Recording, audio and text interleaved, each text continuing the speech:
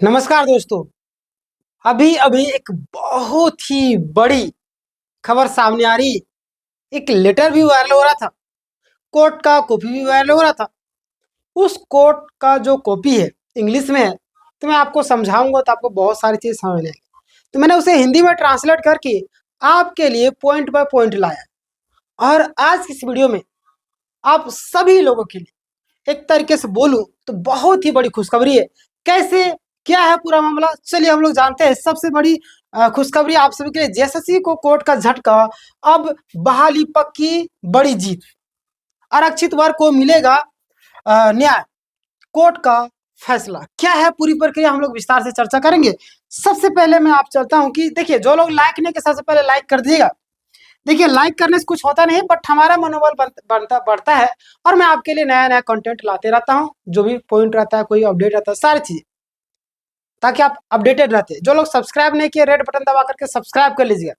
देखिए, यहाँ पे हमारे यहाँ पे और भी कई सारे क्लासेस सारा लाइव होता है। डिस्क्रिप्शन में आपको टेलीग्राम का लिंक मिलेगा, फ्री पीडीएफ के लिए।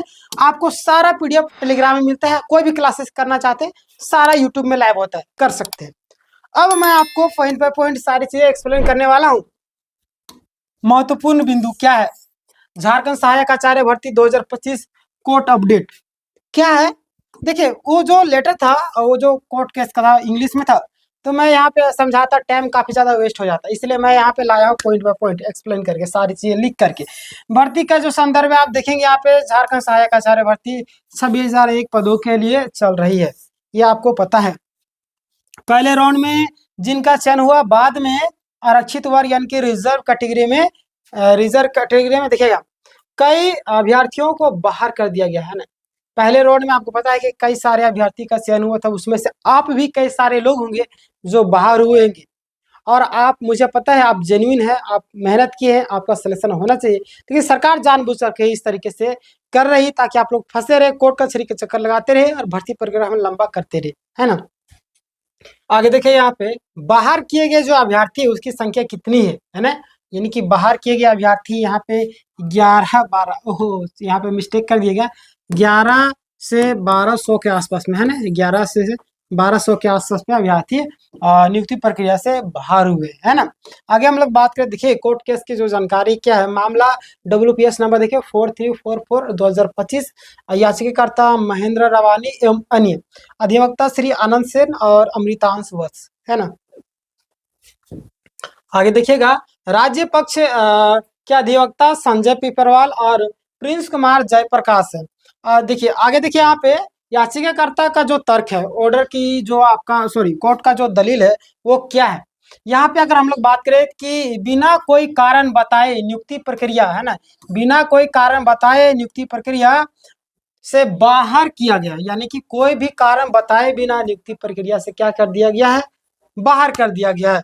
काउंसलिंग व प्रक्रिया पूरी होने के बाद अचानक सूची से नाम हटाया गया। आप मुझे बताएंगे कि सारा प्रक्रिया अगर कंप्लीट हो जाता है और नाम हटा दिया जाए, कितना बड़ा यहाँ पे धोखा किया गया आपके साथ, बहुत ही बड़ी धोखा किया गया आपके साथ। जैसे बोलते हैं कि मुंह में निवाला जाते जाते छीन लिया कोई, सारा चीज मेहनत किए और जैसे हम यहाँ पे गया तो यहाँ से कोई छीन के ले जा रहा, ऐसा किया गया छात्रों।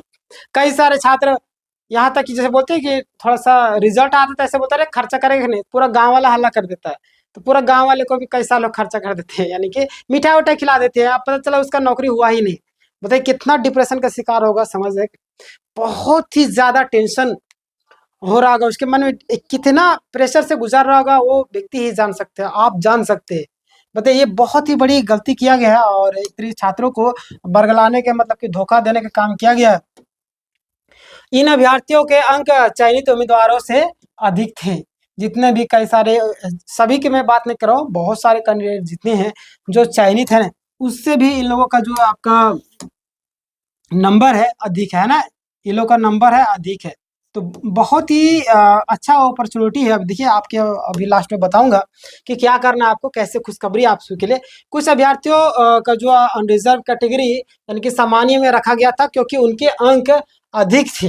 देखिए, फिर भी बिना किसी नोटिस के उन्हें डिस्क्वालीफाई कर दिया गया। ये बहुत ही बड़ी गलत है, बहुत ही बड़ी, मतलब बोलते हैं कि लूप होल है, यानी कि छात्रों को हमेशा बरगलाने का काम किया गया है एक तरीके से। मुख्य मुद्दा क्या है, यहाँ पे अगर बात कीजिएगा आप, तो सबसे पहले आप देखिएगा कि यदि अभ्यर्थी ज्यादा अंक लाए हैं और उनके यानी कि उनसे कम अंकों वाले चयनित हुए हैं, तो ज्यादा अंकों वाले अभ्यर्थियों को नियुक्ति मिलनी चाहिए। ये 100% तय है। भाई मैंने मेहनत किया, हमारा नंबर आपसे ज्यादा है तो हमारा नौकरी नहीं होगा, क्या आपका होगा? नहीं, ये गलत है। हमारा भी होना चाहिए, हमारा भी क्या, हमारा होना चाहिए तब आपका होगा। लेकिन यहाँ पे एक पैसे के लेन देन बहुत सारी जगह में होता है, जिसका हो सकता है पैसे के लेन देन भी किया गया होगा, तभी तो इस तरीके से हुआ है। पारदर्शिता जैसे कर ही नहीं रही है। देखिए यहाँ पे पॉइंट नंबर 6 क्या बोल रहा है, कोर्ट का दृष्टिकोण यानी कि ऑब्स्ट्रक्शन। कोर्ट ने माना कि तर्क उचित है और यदि किसी का स्कोर अधिक है और बिना कारण उसे बाहर किया गया तो उसे नियुक्ति यानी कि नियुक्त किया जाना चाहिए, है ना। कोर्ट का आदेश है, बोल दिया गया कि अगर बिना कारण किसी को बाहर निकाला गया तो याद रखिए उसे नियुक्त करना होगा, अन्यथा बुरा हो जाएगा, समझे। तो ये आपके लिए एक बहुत बड़ी खुशखबरी थी। कोर्ट का भी आदेश है कि अगर किसी को बिना, देखिएगा कोर्ट का मानना है कि ये उचित तर्क है, यदि किसी का स्कोर अधिक है और बिना कारण के उसे बाहर किया गया तो उसे नियुक्त किया जाना चाहिए, कोर्ट का ऑर्डर है। आगे देखिएगा राज्य सरकार की तरफ से प्रतिक्रिया क्या। राज्य के वकील ने कोर्ट से कहा कि हमें जवाब दाखिल करने के लिए थोड़ा समय चाहिए। ये लोग जवाब दाखिल के लिए टाइम क्यों मांगते पता है? सोचते समझते किस तरीके से बरगलाया जाए, समझे, बहुत ही सोच समझ कर काम करते लोग, मतलब समय नहीं आता है कि इस तरीके से बरगलाने के काम ये लोग कर रहे हैं। देखिएगा दाखिल करने के लिए थोड़ा समय दिया जाए, एफिडेविट के लिए समय मांगा। ये लोग समय इसलिए मांगते ताकि सोचेंगे समझे किस तरीके से गुमराह किया जाए छात्रों को, इसलिए टाइम मांगते। भाई कितना देर लगेगा एफिडेविट करने में? ये लोग जानबूझकर कैसा करते हैं। कोर्ट ने यह समय स्वीकृत किया और एक्सेप्ट भी किया है। अगली सुनवाई की तारीख आप देख लीजिए, अगले सुनवाई आपका 22 दिसंबर को है। कब है अगला सुनवाई? 22 दिसंबर 2025 को। तो जो भी अपडेट आएगा मैं बताऊंगा, तो घबराने की जरूरत नहीं है। और मामला शीर्षक के अंतर्गत यानी कि एडमिशन ऑफ हायरिंग के रूप में सूचीबद्ध किया गया है ना। कोर्ट की जो आंतरिक आदेश है वो क्या है देख लीजिएगा। जो सीटें वर्तमान में रिक्त यानी कि वैकेंट है, खाली है, उन्हें समर्पित यानी कि सेंडर नहीं किया जाएगा, ये आपको पता होगा, और नहीं किया जाएगा, समझे। आगे देखिए, जब तक बाहर किए गए आरक्षित वर्ग के अभ्यर्थियों को जांच और बहाली नहीं होती है तब तक वे सीटें सुरक्षित रखी जाएंगी। यानी कि यह स्पष्ट कर दिया गया, जब तक आपका जांच बहाली नहीं हो जाएगी तब तक सीटें आपको क्या किया जाएगा? सुरक्षित रखी जाएगी। आगे देखिएगा यहाँ पे कोर्ट का स्पष्ट निर्देश क्या है, सरकार या जेएसएससी रिक्त सीटें समर्पित नहीं कर सकती है। कोर्ट या सरकार जो है किसी भी कारण से नहीं कर सकती है, कोर्ट का आदेश है। यह आपके सबके लिए बहुत ही बड़ी अपॉर्चुनिटी है और खुशखबरी है कि अब सीट सरेंडर नहीं करी तो भाई जो योग्य कैंडिडेट उसको तो लेगी। अगर आप योग्य कैंडिडेट है, आपको रिजेक्ट किया गया संशोधित में, तो आपका जरूर सिलेक्शन होगा, और नोटिस वाले का भी सिलेक्शन, बायोमेट्रिक वाले का भी सिलेक्शन होगा, और सेकंड लिस्ट वाले भी आएंगे। यानी कि बोला जाए एक तरीके से बहुत ही बड़ी खुशखबरी वाली बात है। इस मैसेज से आगे उन अभ्यर्थियों के लिए स्थिति स्पष्ट हो जाएगी जिन्हें बिना कारण के बाहर किया गया है। वीडियो में बताया गया महत्वपूर्ण जो अभी मैंने बताया आपको निष्कर्ष क्या है कि जिन आरक्षित वर्ग के उम्मीदवारों को बाहर किया गया है उनके लिए यह फैसला राहत भरा है ना। तो आरक्षित वर्ग के लिए बहुत बड़ी राहत है, और कोर्ट ने माना कि उनका चयन वैध हो सकता है यदि उनके अंक अधिक है। तो आपका अंक अधिक है और आपसे कम वालों को सिलेक्शन हुआ तो इतना 110% का आपका नियुक्ति होगा, आप इसके लिए एलिजिबल है ना। ये कानूनी प्रक्रिया के द्वारा हो जाएगा, घबराने की जरूरत नहीं। अब इसकी बहाली की संभावना मजबूत हो गई है। संदेश आपके लिए क्या है कि थोड़ा सा धैर्य रखिएगा। मैं आपको पता है कि झारखंड में हम जन्मे हैं, तो झारखंड के लिए आपको पता है कि नौकरी लेना भगवान को प्राप्ति करने के बराबर है, यानी कि आपको पेशेंस रखना पड़ेगा।